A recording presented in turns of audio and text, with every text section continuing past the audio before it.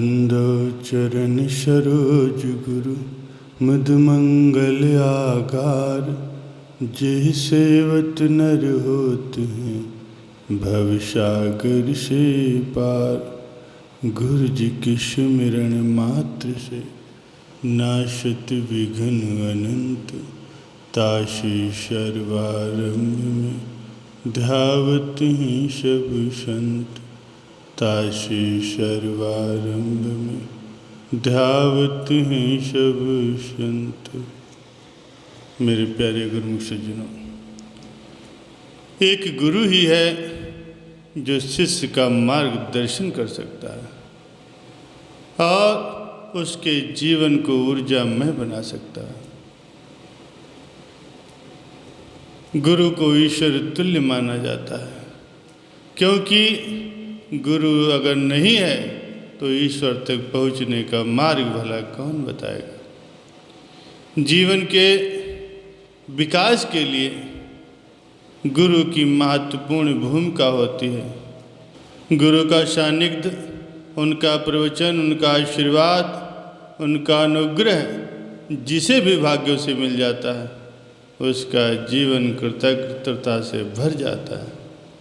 क्योंकि गुरु के बिना ना तो आत्म दर्शन होता है और ना ही परमात्म दर्शन। इन्हीं की प्रेरणा से ही आत्मा चैतन्य बनती है। इस दुनिया में कोई कितने ही सुख सुविधाओं के सामान जुटा ले, एक न एक दिन तो उसका मन इन सब चीज़ों से ऊब ही जाता है। प्रत्येक मनुष्य के जीवन में एक समय ऐसा आता है जब वह दुनिया से परे सोचने के लिए मजबूर हो जाता है। ऐसा ही समय एक बार आया महाराज अजातशत्रु के जीवन में। एक समय की बात है, महाराज अजातशत्रु का मन अशांत रहने लगा। उन्होंने आत्म कल्याण की इच्छा से प्रेरित होकर के तप साधना करने का निश्चय किया। उन्होंने ये बात अपने विद्वान सलाहकारों को बताई। विद्वान सलाहकारों ने राजा को सलाह दी कि महाराज, आध्यात्मिक साधनाएं किसी मार्गदर्शक गुरु के सानिध्य में ही की जाएं तभी सफल होती हैं। अतः आपको किसी योग्य गुरु का वर्ण करना चाहिए। महाराज अजातशत्रु ने उन विद्वानों से पूछा, तो बताओ योग्य गुरु की क्या पहचान है। वो विद्वान बोले, महाराज, जो मनुष्य सच्चा आत्मदर्शी, परमार्थी और तत्वदर्शी हो वही गुरु बनने के योग्य होता। अब महाराज के सामने ये बड़ी विकट समस्या उत्पन्न हो गई कि सच्चे गुरु को कैसे खोजा जाए, जो आत्मदर्शी हो, परमार्थी हो, तत्वदर्शी हो। इसी उधेड़ वन में उलझे महाराज अपने शयन कक्ष में बैठे थे। तभी महारानी विद्यावती का आगमन हुआ। महाराज के चेहरे पर चिंता की रेखाएं स्पष्ट दिखाई दे रहे थे। महारानी ने उत्सुकता से पूछा, महाराज, आज आपको कौन सी चिंता सता रही है?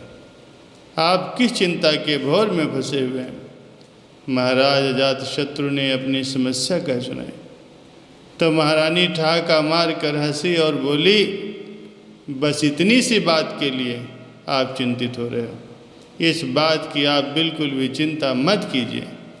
आप सारे राज्य के विद्वानों, संतों, महात्माओं और गुरुओं को आमंत्रित कीजिए। योग्य गुरु का चुनाव तो हम कर देंगे।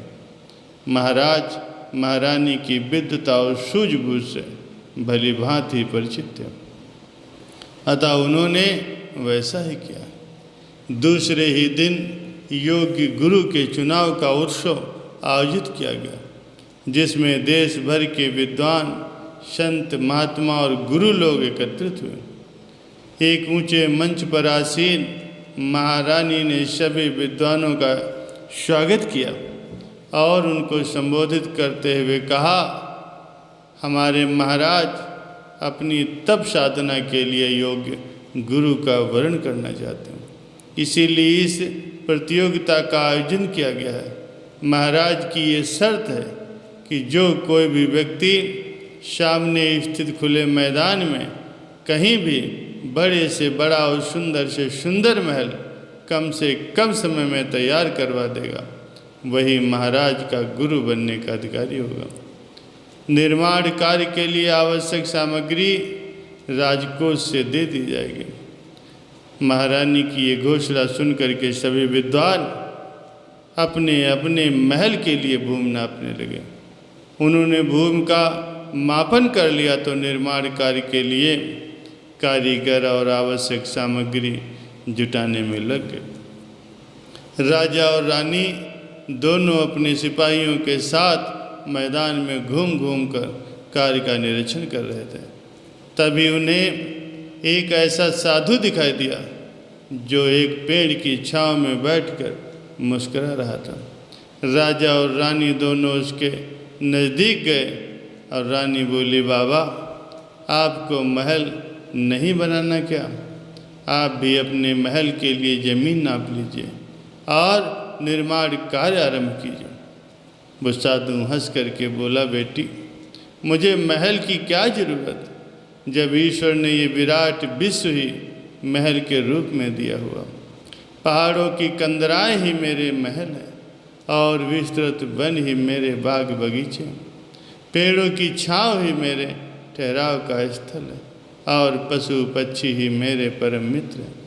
आपके यहाँ तो मैं एक महज अतिथि बन कर के आया हूँ, आज यहाँ तो कल कहीं और।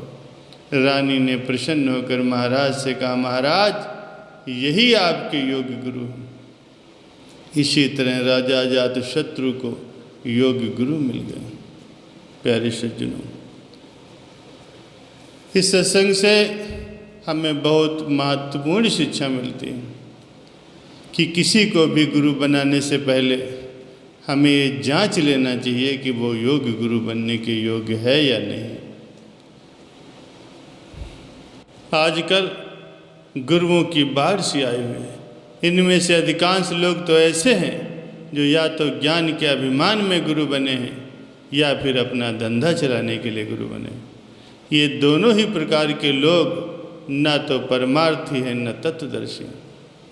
हमारे शास्त्रों के अनुसार सच्चा संत तो वो होता है जिसमें 3 तृष्णाएं न हो। एक है लोकेशणा, दूसरी है पुत्रेषणा और तीसरी है वित्तेषणा। इनमें से एक भी अगर उसके अंदर ऐसा हो तो वह सच्चा संत नहीं हो सकता। लोकेशणा का अर्थ है जिसे नाम यश और बड़प्पन चाहिए। दूसरी है पुत्रेषणा अर्थात जिसे पुत्र की इच्छा हो, जिसे बुढ़ापे का सहारा चाहिए। और तीसरी है वित्तेषणा अर्थात जिसे धन दौलत के संग्रह की इच्छा हो। कोई भी संत हो यदि वो परमार्थी और तत्वदर्शी न हो तो वो गुरु बनने के योग्य नहीं होता। जो आत्मा और परमात्मा को तत्व से जानता है तथा जिसका प्रत्येक कर्म ईश्वर को समर्पित होता है वही गुरु बनने का अधिकारी है।